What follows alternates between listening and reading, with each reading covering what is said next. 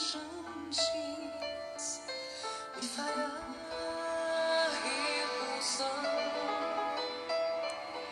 E para o rio tranquilo não há quem possa me guiar. Sou ovelha que precisa de um pastor. Nem que as trevas me tragam medo e morte, ainda assim não temerei mal algum. Se tu estás comigo aqui, o que então temer? Sou ovelha que precisa de um pastor.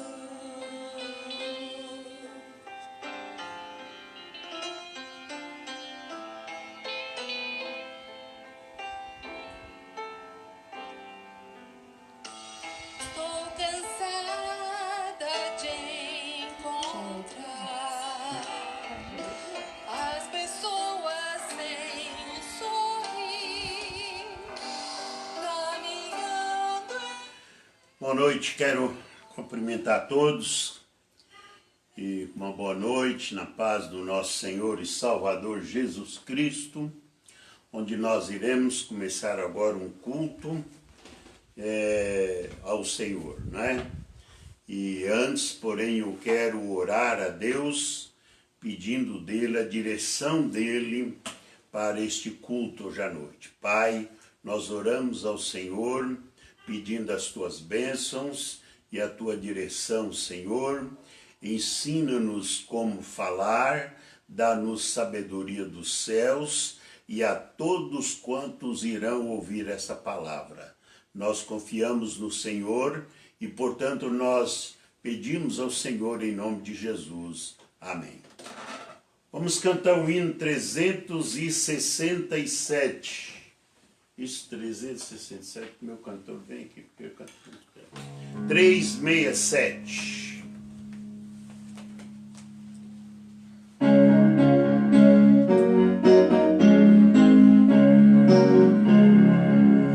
Que alicerce tendes pra construir uma casa firme pra resistir grande tempestade que há de chegar e a instável casa de derrubar.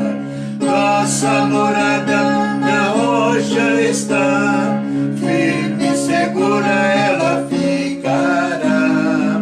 Quando o temporal contra ela der, há de resistir todo o seu poder. Como faz a areia na fundação, faz em nossas obras a salvação. Pois alguém que só em si mesmo crê no Senhor Jesus ainda não tem fé. Nossa morada na rocha está, firme e segura ela ficará. Quando o temporal contra ela der, há de resistir todo o seu poder. Os cristãos, porém, que deveras creem, pelas obras mostram a fé que tem. Sua fé firmada no Salvador, na maior procelaeiro sem temor. Nossa morada na rocha está, firme e segura ela ficará.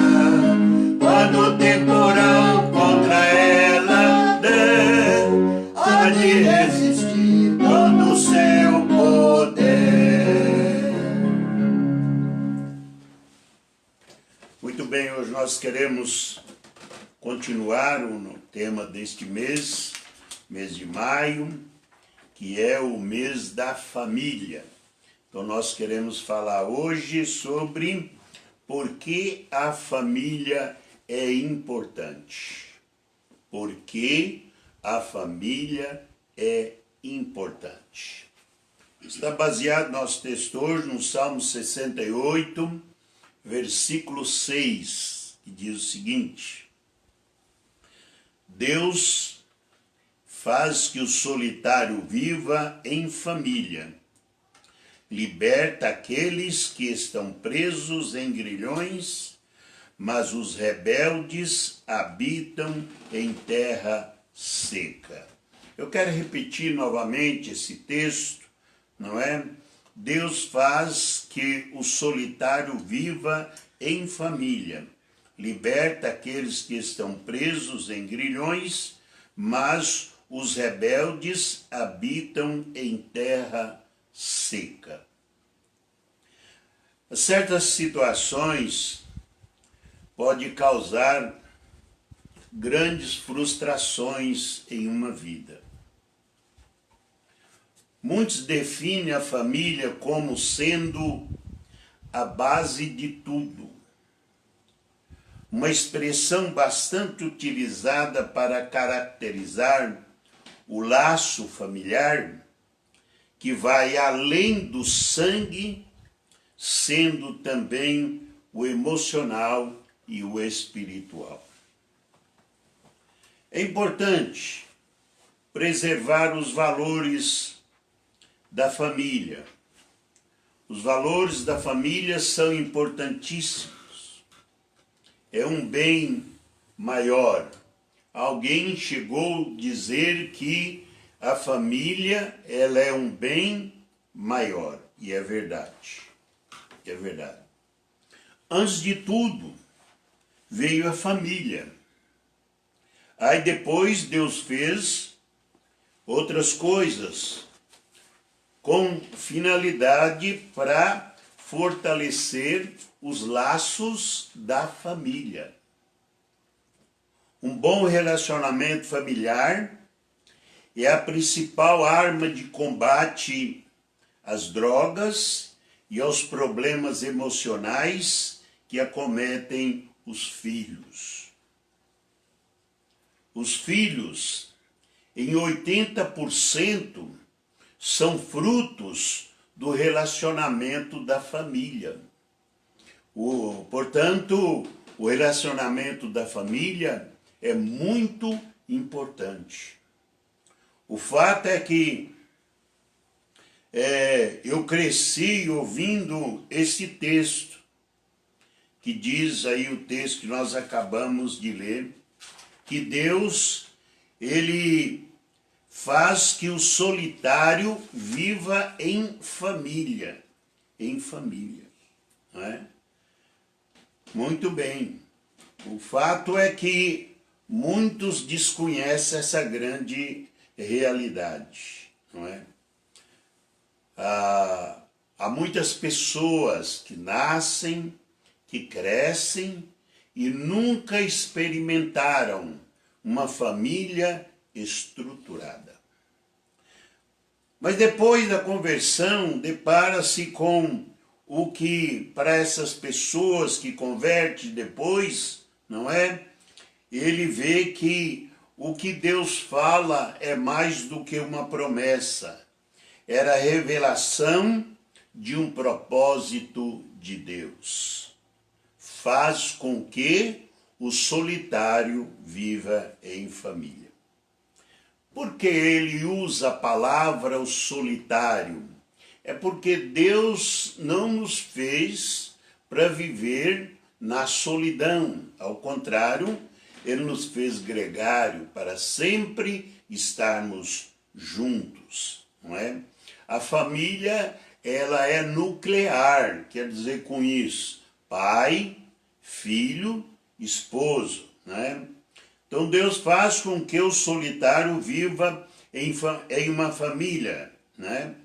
De alguma forma, seja ao mencionar tanto esse versículo, ou ao ensinar outros princípios bíblicos para a família, eu já vi pessoas que conseguiu encher o coração de muita gente com sentimento de muito valor para com a família.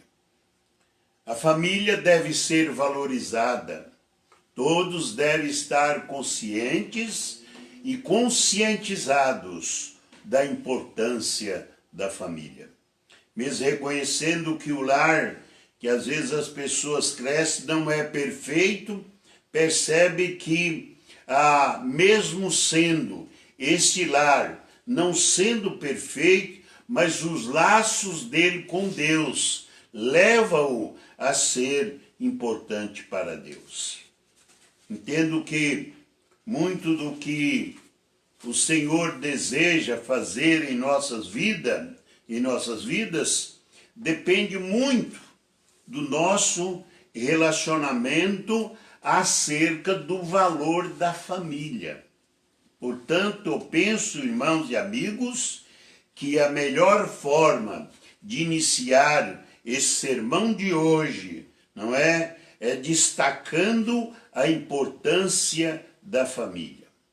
Quero, contudo, enfatizar a importância da família na ótica espiritual, aos olhos de Deus e à luz do que a Bíblia nos ensina.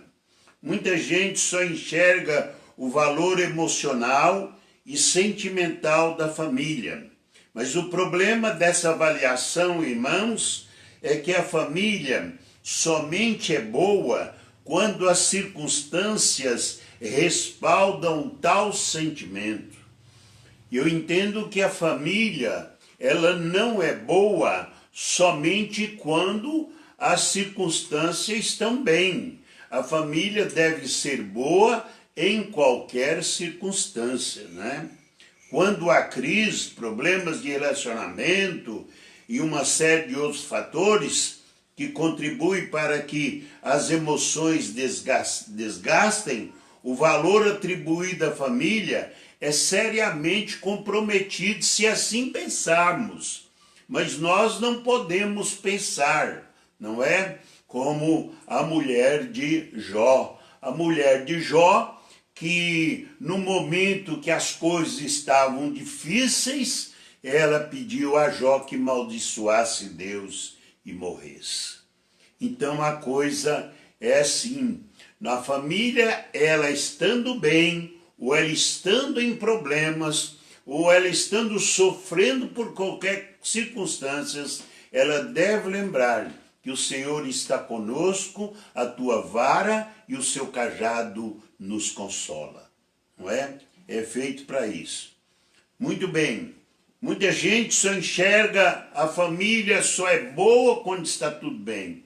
Não é só quando está tudo bem. Sabe por quê, meu querido? Todo mundo tem problema, mas a diferença é em eu ter problema e os meus problemas ser decididos e resolvidos aos olhos ou na ótica de Deus. Atribuir a família apenas em sentimento sentimental é algo muito traiçoeiro. Nós não podemos olhar para a família na área tão somente sentimental, não. Porque se nós olharmos somente para a questão sentimental, nem sempre os nossos sentimentos estão bons, nem sempre estamos bem. Precisamos ir além disso e entender o valor que Deus agregou à família.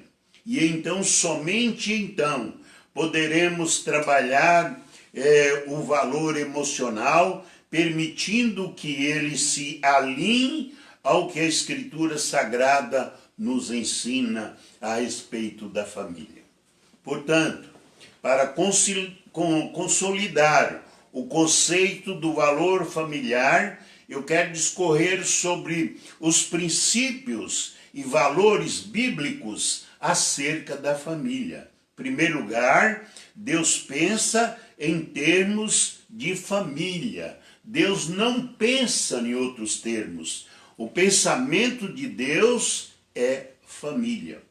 O Senhor não trata apenas com indivíduos, mas também com famílias. É claro que a salvação é individual, a fé é a escolha com suas consequências também, o juízo vindouro também, mas isso não impede Deus trabalhar conosco em relação à família, né? E é por isso que a palavra de Deus declara: assim, pois, cada um de nós dará conta de si mesmo a Deus. Romanos capítulo 14, versículo 12, disse isso lá. Contudo, quando falamos a respeito de propósito, não de responsabilidade, percebemos que a Bíblia apresenta um Deus que pensa em termos de família e não apenas de indivíduo ou sociedade. Quando o Senhor chamou o patriarca Abraão, na ocasião ainda chamado de Abrão, fez com que ele fizesse uma aliança, ainda que estivesse tratando com um indivíduo, mas estava focando já a família. Deus, no chamado de Abraão, ele focou a família do início ao fim da vida de Abraão. Portanto, o Senhor trabalha com família. Ele é família, não é? Ora, o Senhor disse a Abraão: sai-te da tua terra, da tua parentela e da casa do teu pai para a terra que eu te mostrarei, e eu farei de ti uma grande nação, abençoar-te-ei, engrandecerei o teu nome, e tu sei uma bênção. Abençoarei aos que te abençoarem, e amaldiçoarei aquele que te amaldiçoarem, e em ti serão benditas todas as famílias da terra. Nós olhamos Deus trabalhando na vida dos patriarcas com família, com Jacó, com Isaac, com Abraão, enfim, com todos eles, Deus trabalhou com família.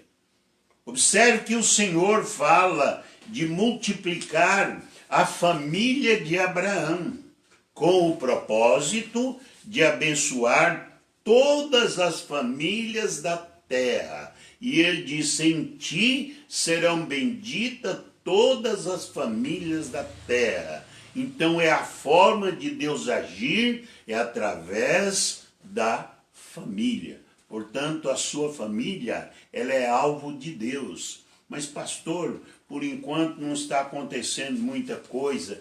Todos nós temos o nosso dia e a hora de Deus agir em nossas vidas. Espere que a sua hora há de chegar. E ele disse: abençoar todas as famílias da terra. Ou seja, Deus está prometendo abençoar uma família para, através dela, poder abençoar todas as famílias do planeta.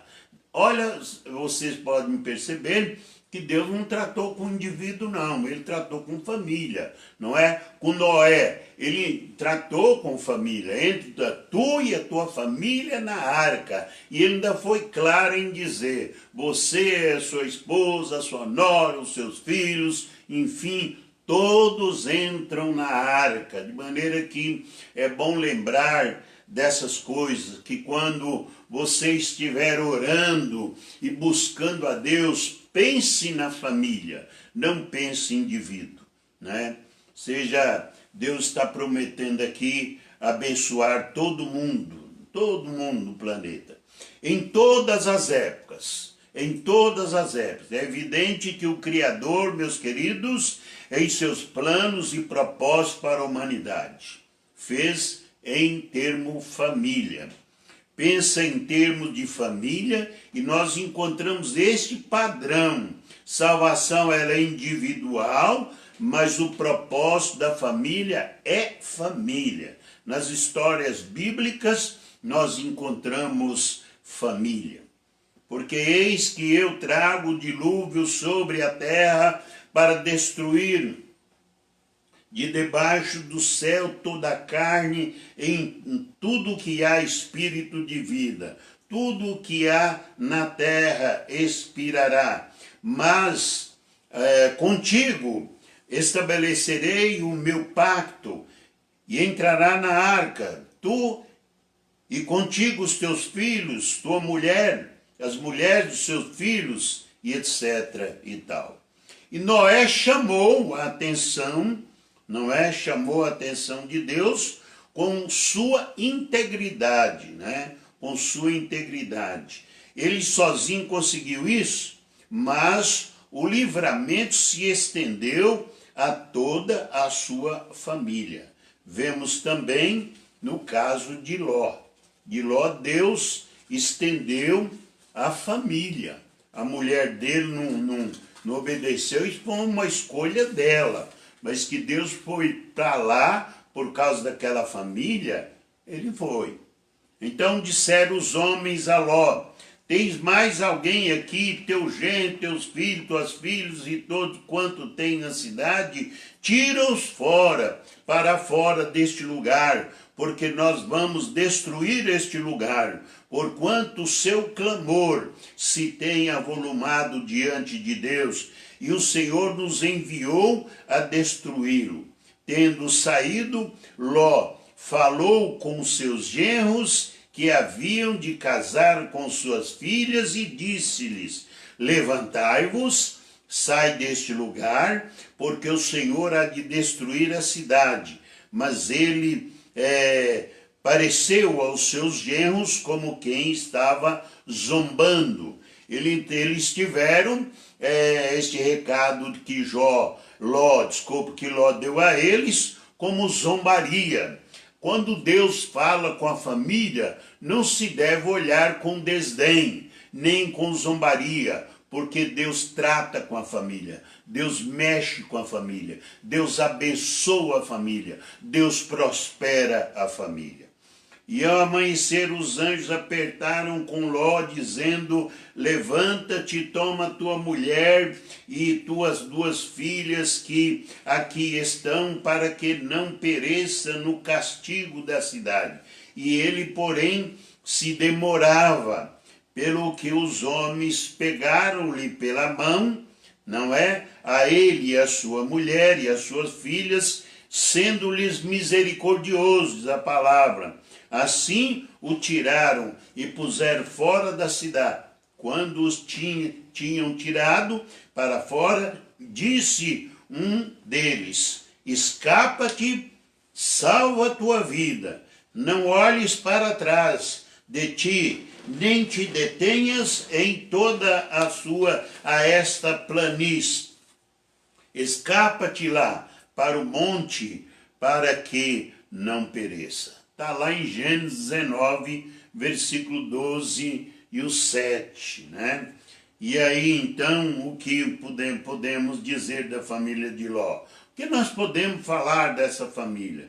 Sua mulher, ao sair de Sodoma, olhou para trás, desobedecendo a ordem de Deus, a ordem divina, e olhou para trás e foi transformada numa estátua de sal. Isso foi escolha dela. A consequência, ela, na verdade, ela recebeu, não é? Deus abençoa. Porém, a questão da escolha, você pode dizer: mas tem 3 na minha família que não quer, tem uma que não quer. O seu dever é levar ao conhecimento da família o propósito de Deus para com a família. A questão dele obedecer é outra coisa. A mulher não obedeceu e ela sofreu a consequência da sua escolha. Portanto, qual é a sua escolha a respeito da família? A nossa escolha a respeito da família deve ser a escolha de Deus, né? Deve ser o que Deus quer, o que Deus comanda, não o que nós pensamos e não o que muitas vezes nós queremos. Muito bem, meus queridos. Então ali, aquele lugar foi julgado, e todo mundo sabe o resultado aí, né? Seus futuros genros não creram em sua mensagem e ainda zombaram dele. Suas filhas o embebedaram para cometer o incesto, né? Você consegue enxergar uma grande justiça na vida destes familiares? Eu não consigo.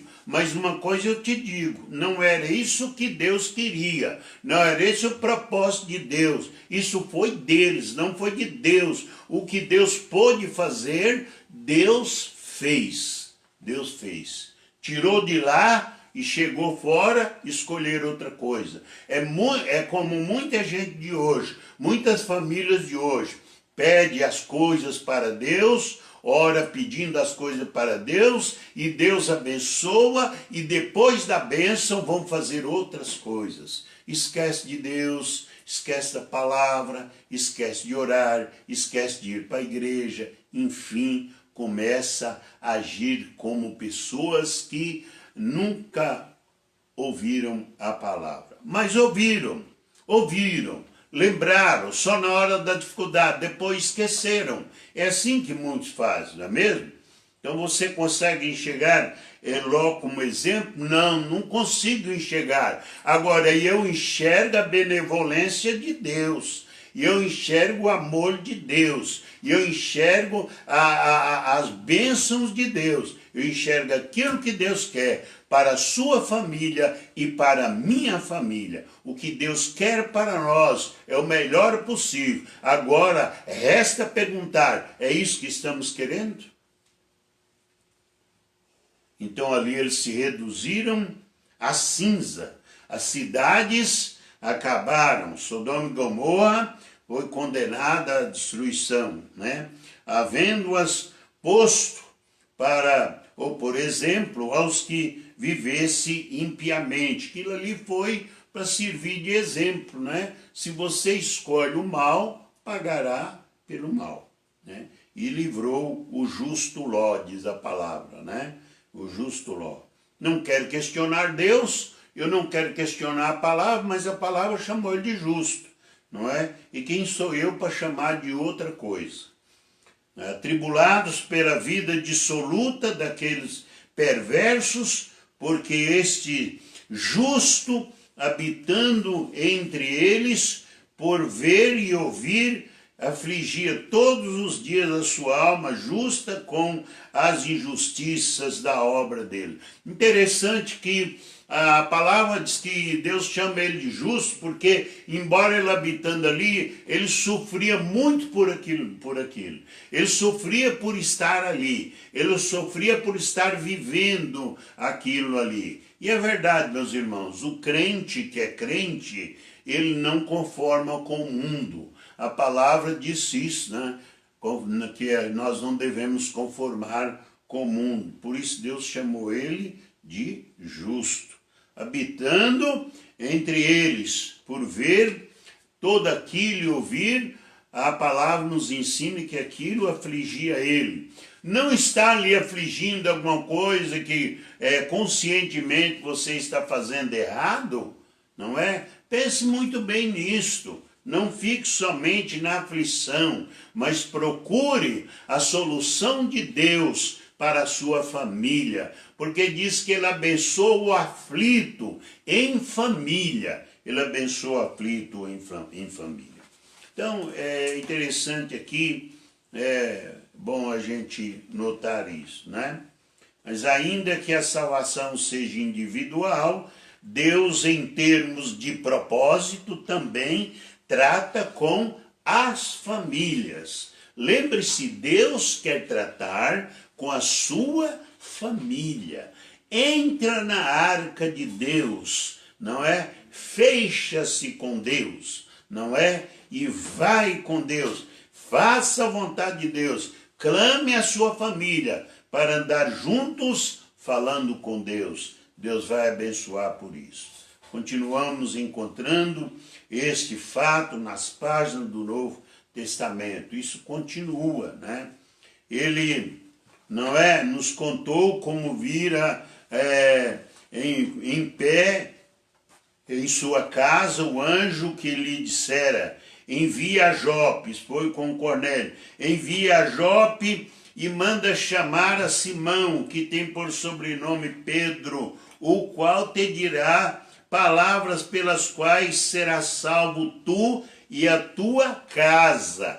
será salvo tu e a tua família. É interessante, no livro de Atos nós vemos menção 2 vezes sobre isso. Nós vemos a menção disso em Atos 16, 31 e a menção aqui em Atos capítulo 11, quando ele fala ali, não é? Então, tu e a tua casa, tu e a tua família, não é? Quando Paulo e Silas estavam presos, diz a palavra que mesmo presos eles cantavam, eles louvavam ao Senhor, e por volta da meia-noite houve um grande terremoto e Deus colocou aquela potência daquela prisão por terra, e o carcereiro diz: varões, que hei de fazer para ser salvo, né? E ele diz: crê no Senhor Jesus Cristo e será salvo tu e a tua família. E é interessante que depois nós vemos a menção da família sendo batizada. Eles responderam: crê no Senhor Jesus e será salvo tu e a tua casa.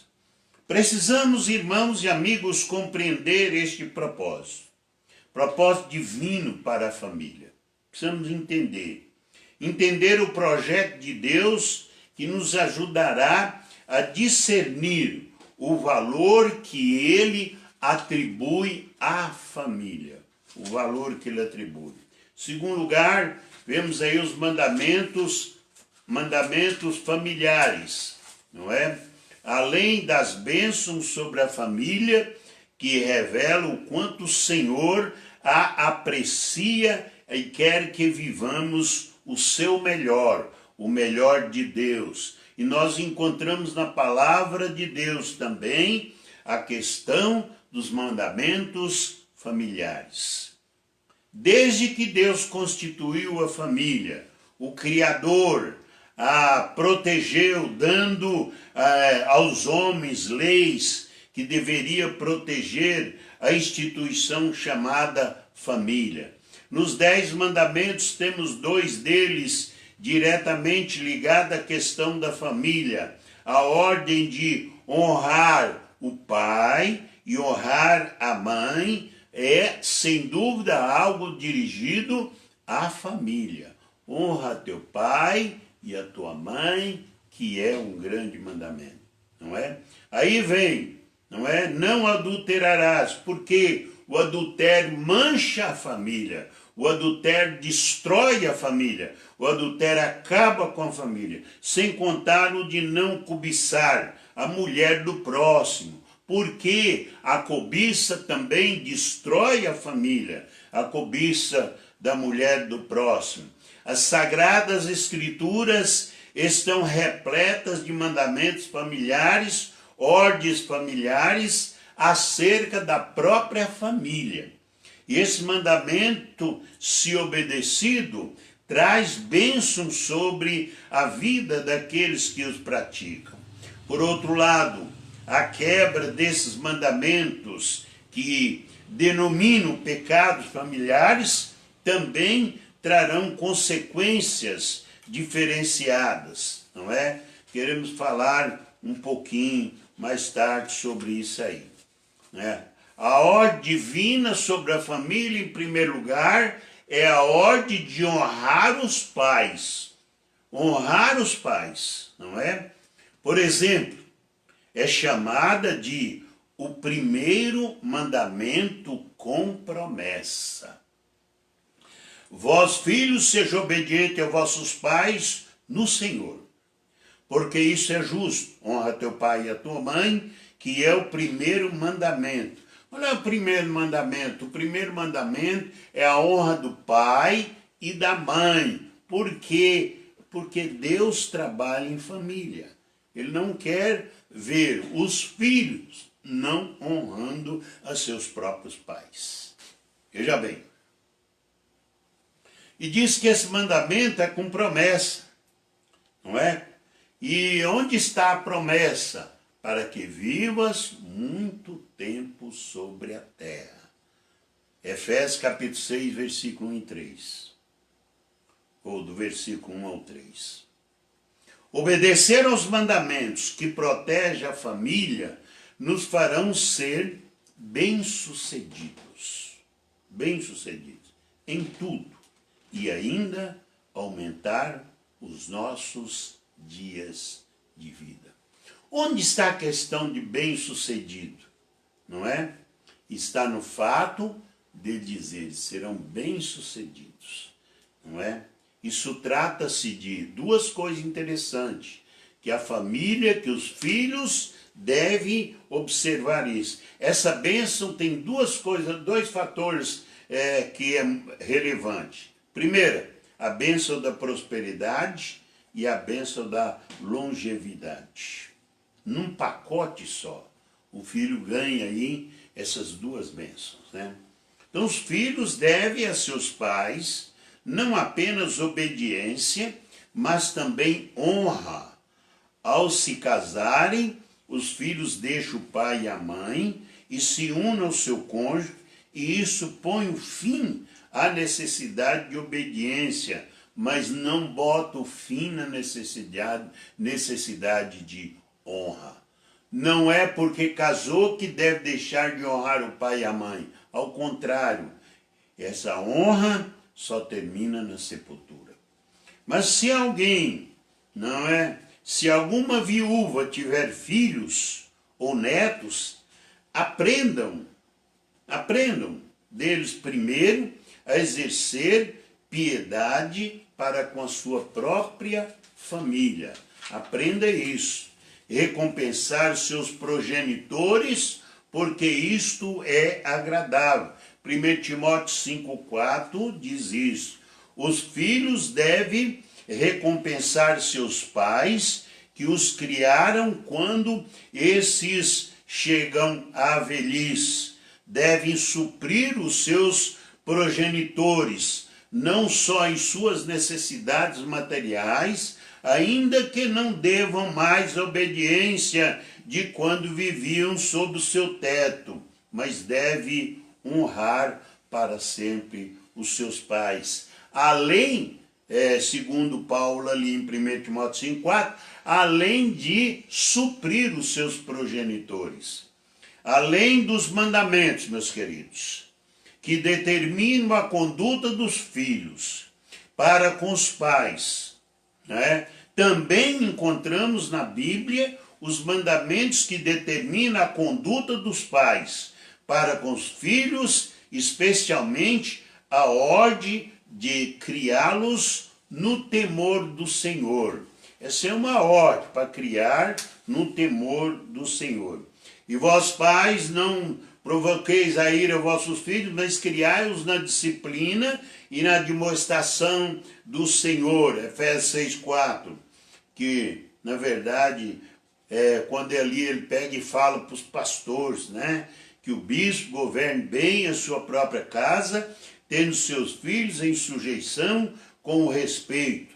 Pois se alguém não sabe governar a sua própria casa, como cuidará da igreja de Deus? Que ele fala da família do pastor, né? Quer queira ou quer não, está falando sobre a família do pastor. Nesse sentido aqui. Também há mandamentos dados por Deus para os cônjuges. O marido deve amar a sua mulher, honrá-la e tratá-la de forma correta. A esposa deve submeter-se e respeitar o seu marido, como ao Senhor. E este respeito não é uma coisa de escravidão. Deus, ao contrário, nos libertou da escravidão. Nenhuma mulher nasceu para ser escrava de homem nenhum, mas que tudo ao Senhor. Tudo. Vós, maridos, amai vossas mulheres e não os trateis asperamente. Colossenses 3, versículo 19. E são mandamentos no Novo Testamento que às vezes você pode estar pensando, mas isso aí é no Velho Testamento. Não, aqui é no Novo Testamento. E aí fala também, vós, mulheres, submetei-vos a vossos maridos como ao Senhor, porque o marido é a cabeça da mulher, como também Cristo é a cabeça da igreja, sendo ele próprio o salvador do corpo.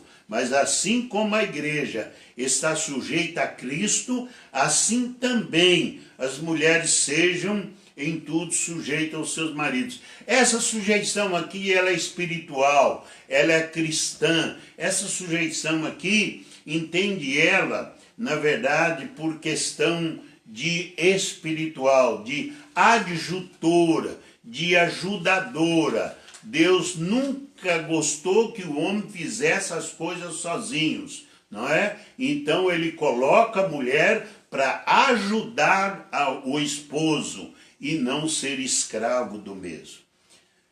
Em terceiro lugar, a família em nossa escala de valores. A escala de valores de muitos cristãos está desordenada.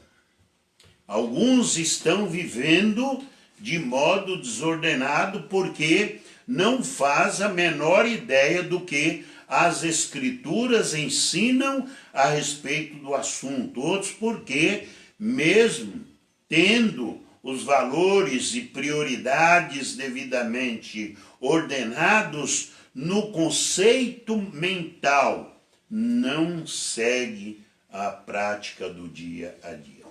Para que deseja viver, ou para quem deseja viver no lugar correto, dê importância à família atribuída por Deus.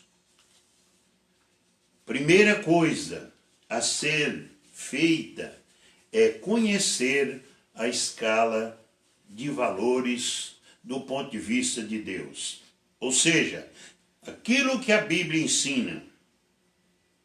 Depois, lutar para fazer o que a Bíblia ensina funcionar. Uma coisa é saber que a Bíblia ensina, outra coisa é colocar para funcionar. Deus em primeiro lugar. Coloca isso aqui na sua família. Deus não é segundo lugar. Deus é em primeiro lugar.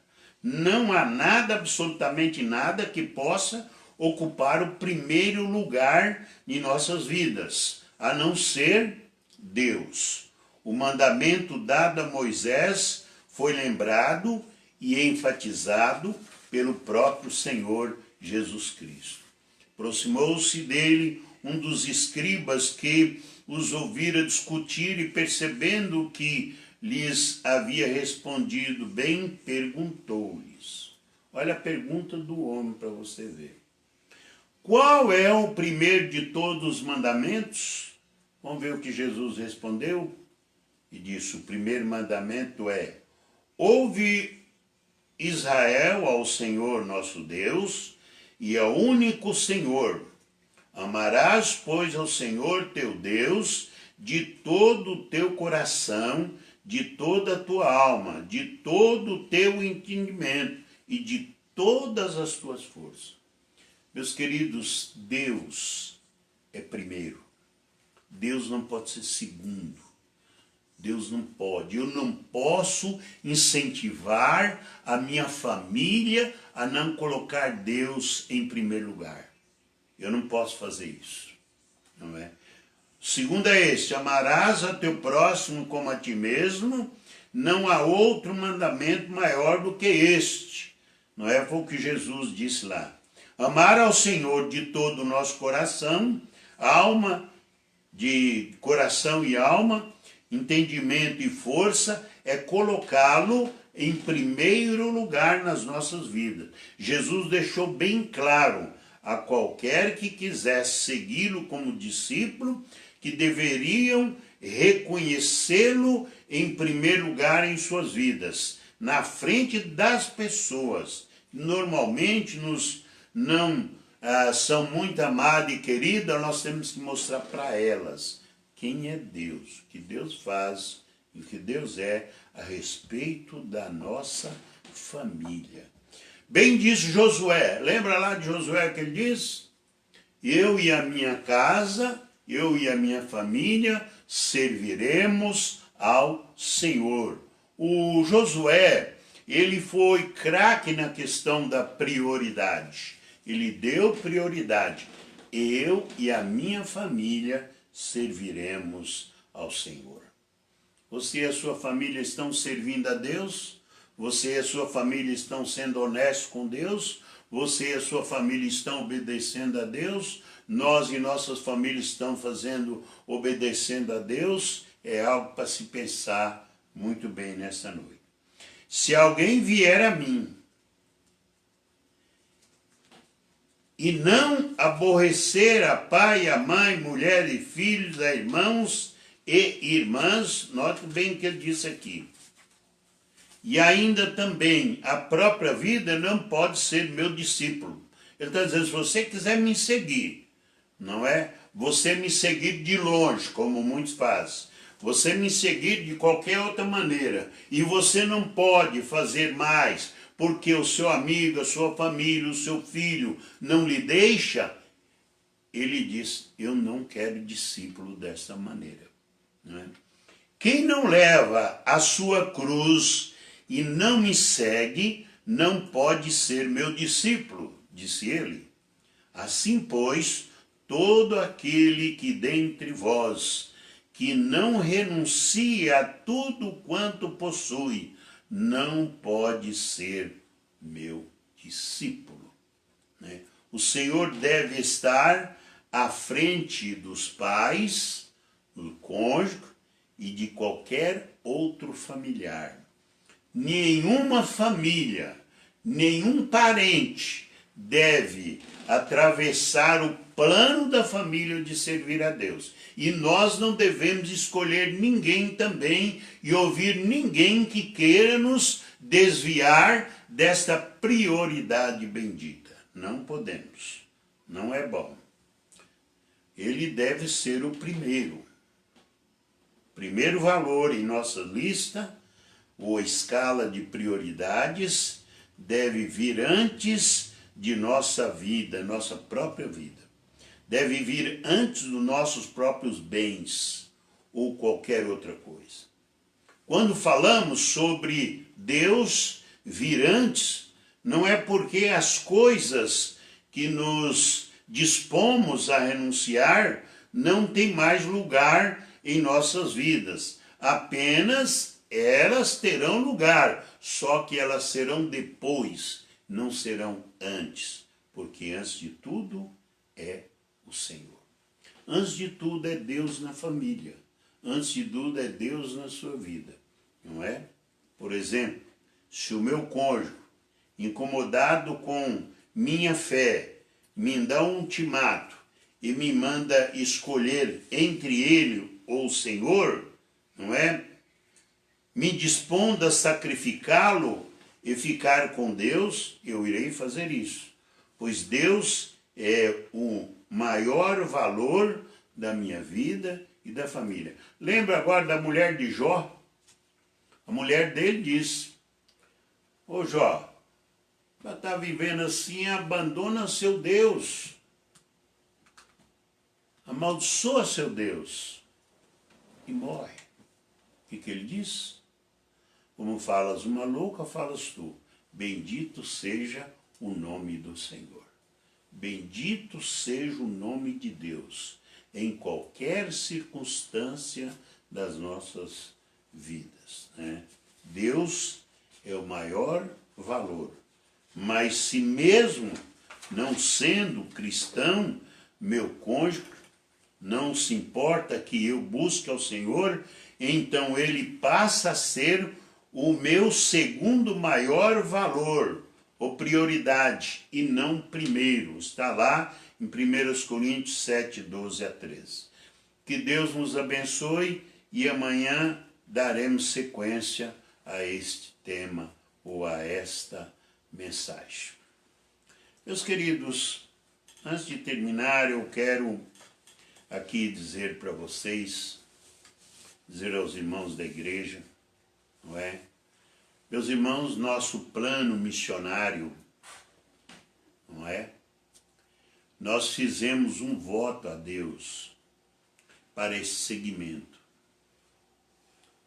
O nosso projeto missionário são 15 ou 16 projetos missionários. Eu não entendo por que mas entre o mês atrasado e este mês, as nossas ofertas caíram muito. Entende, irmão? É com muito amor que eu estou lhe dizendo isso. Caíram muito, não é? E o reino de Deus não pode parar por causa de coronavírus. Não pode.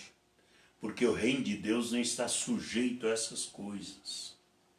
Mas nós somos filhos de Deus, para confiar em Deus e, na verdade, cumprir, não é, os nossos votos missionários. Que Deus possa te abençoar e que você não perca essa visão missionária que todos devemos ter, não é mesmo? Eu tenho aqui agora vários pedidos de oração, e o primeiro pedido de oração meu vai para o pastor Luiz Carlos, que pede pelo seu pai. O seu pai, ele foi contaminado pelo coronavírus. Ele está internado em Salvador, é um senhor de bastante idade. Ele está internado em Salvador. Ele está precisando das nossas orações. Também a filha do pastor Nindoval, ela também foi acometida com este vírus, o coronavírus, não é? Ela também está lá em Campina Grande, a filha do pastor Nindoval. E eles estão pedindo oração por ela. Meus irmãos, não vamos esquecer, tá bom? Quero pedir a vocês que orem pelas famílias da nossa igreja, viu? Todas as famílias da igreja, que todos os crentes nesse momento estejam orando por elas, não é? Para aquelas pessoas desempregadas, que está faltando serviço, tal como o Lucas da Mayra. Ore pelo Lucas, ele está pedindo para que Deus abençoe, para que comece a entrar serviço, não é? Para ele.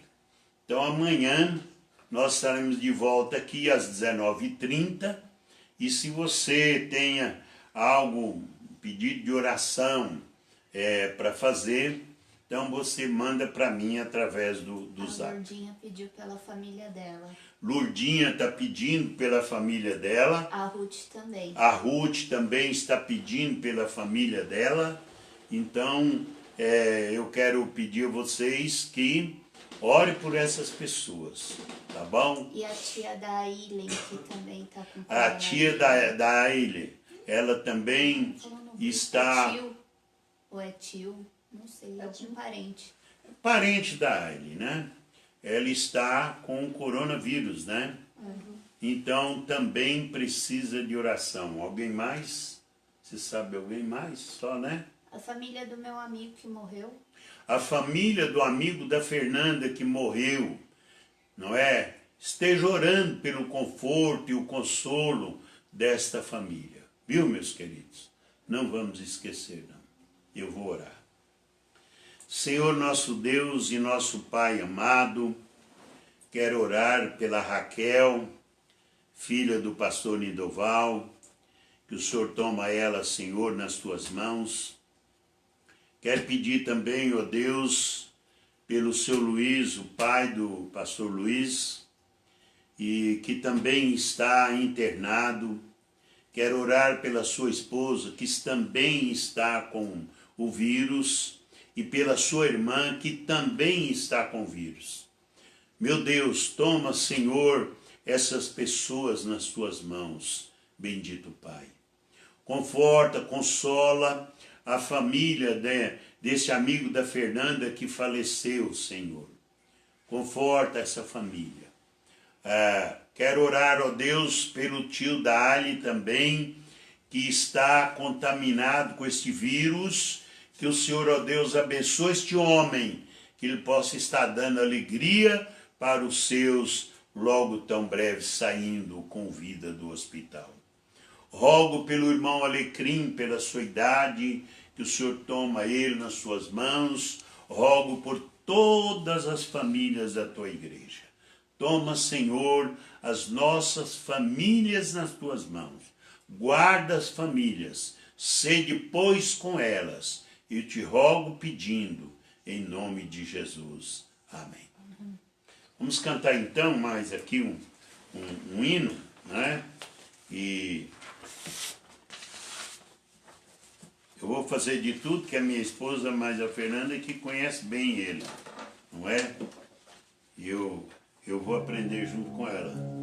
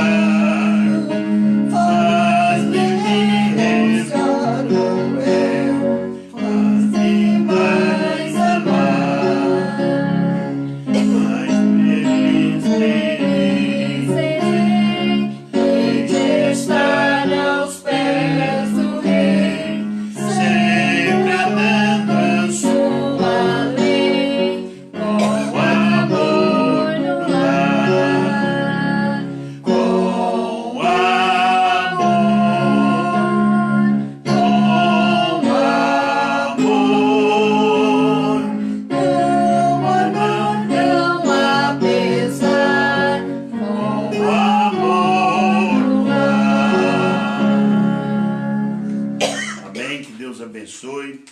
Amanhã, meus queridos amigos, irmãos em Cristo, às 10 horas da manhã, teremos o culto da manhã com o pastor Osival. Pastor Osival será o pregador de amanhã às 10 horas. E à noite, às 19h30, este que vos fala estará voltando a pregar também, falando sobre o assunto pertinente ao mês, a família. Que Deus abençoe a todos.